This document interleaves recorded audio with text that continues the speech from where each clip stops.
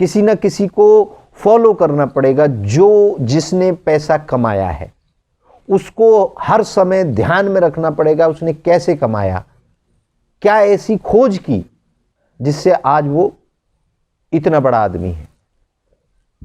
चाहे वो राजनीति के शिखर में पहुंचा हो, चाहे वो खिलाड़ी के शिखर में पहुंचा हो, चाहे वो नेता, अभिनेता, व्यापारी या जिसका बहुत ऊंचा नाम हो, तो उसके जीवन शैली को हमें ध्यान से देखना पड़ेगा।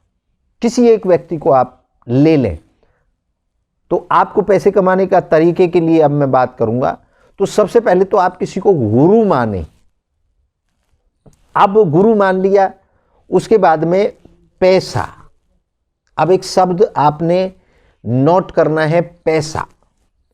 अब पैसे को लिख करके, पैसा, रुपया, डॉलर, पाउंड, जिस भी फॉर्म में आप पैसा कमाना चाहते हैं उसको लिख करके अपने घर में जगह जगह चिपकाएं।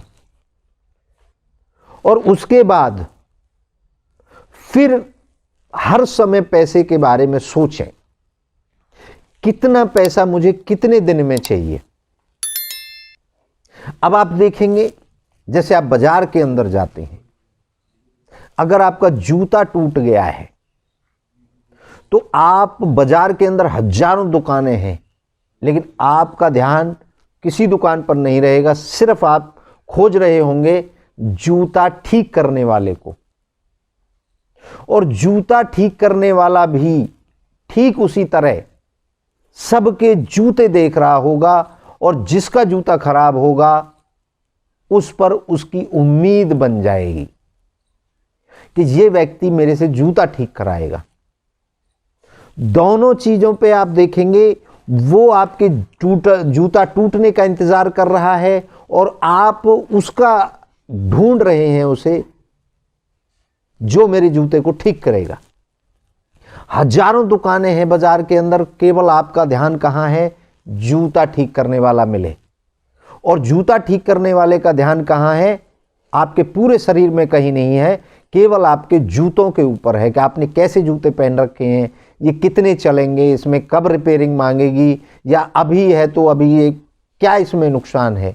आपने देखा होगा जूता पॉलिश करने वाले आपको पूछते हैं, जूता पॉलिश कर दूं जी, वो उसी व्यक्ति को पूछते हैं जिसने पॉलिश वाला जूता पहन रखा है।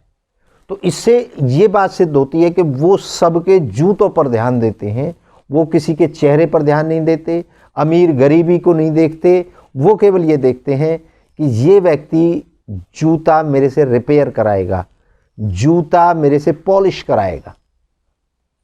ठीक उसी तरह हम दूसरा देखें, दर्जी। जब आपको कपड़े सिलवाने हो तो पूरा बाजार भरा पड़ा है, आप किसी पे ध्यान नहीं दोगे, आप सिर्फ दर्जी खोजोगे, और दर्जी भी आपको खोजेगा, आपको सजेस्ट करेगा, आपको देखेगा कि अरे ये तो पुराने फैशन का कपड़ा पहना हुआ है, मैंने नए फैशन का सीलने का प्लान कर रखा है, आप नए तरीके से बनवाएं। दर्जी हमेशा आपके कपड़ों को देखेगा, और कपड़ों को देख करके दर्जी आपकी औकात, आपकी एबिलिटी, आपकी रिचनेस, आपकी गरीबी, हर चीज का जो अंदाजा लगाता है वो आपके कपड़ों से लगाता है। ठीक उसी तरह आप देखें कि कभी आपको भूख लग रही है और आप बाजार में जा रहे हैं, सैकड़ों कपड़ों की दुकानें, जूते सीलने वाले, दर्जी, हर तरीके के लोग वहां पर मिलेंगे आपको बाजार के अंदर। लेकिन उस समय आप क्या खोज रहे होंगे, होटल खोज रहे होंगे, खाने का भोजनालय खोज रहे होंगे, जहां पर आपकी भूख को तृप्ति मिले। तो इन सब बातों को मैं क्यों कह रहा हूं आपसे इसलिए कह रहा हूं, जिस चीज की आपको जरूरत होती है आपका दिमाग उसी के लिए काम करना शुरू कर देता है, उसी को खोजना शुरू कर देता है, उसी के तरीके ढूंढना शुरू कर देता है। भिखारी को आप देखेंगे, वो आपके पॉकेट की तरफ देखेगा, आपकी तरफ देखेगा, और जितना आप ऐसा दिखेंगे उसको, उसके भी कुछ साइकोलॉजिकल पहचानने के तरीके हैं कि ये दे देगा, उसके सामने ज़्यादा गिड़गिड़ाएगा, और जिसका चेहरा ऐसे लगेगा ये पैसा नहीं दे सकता, उससे बात भी नहीं करेगा, बेकारी। तो हर व्यक्ति का अपना अपना लक्ष्य है।